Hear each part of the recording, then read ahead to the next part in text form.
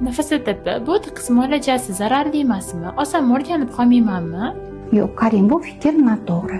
Botulotoksin bu odam organizmidagi nevrologiyada ishlatiladigan, hatto nevroz bo'lgan chaqaloqlarda qo'llaniladi. Ba'zi bir kasalliklarda ham ishlatiladi. Yuzdagi falj yoki ftoz holatlari bu xatolar buni dozasini ko'paytirganda emas. Buni hech bir kosmetolog yoki doktor doza yedinitsasini ko'paytirmaydi. Chunki bu pul. Faqat yuz anatomiyasini yaxshi bilmagan mutaxassis tarafidan qilinganda, yuz mushaklarini to'g'ri topilmaganda, noto'g'ri texnika bilan qilingan paytda bu xatolar o'rtaga chiqadi.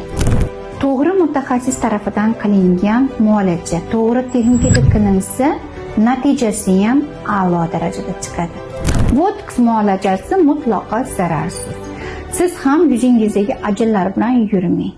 Chunki to'g'ri mutaxassis tarafidan to'g'ri texnika bilan qilingan muolajalar natijasi a'lo darajada chiqadi.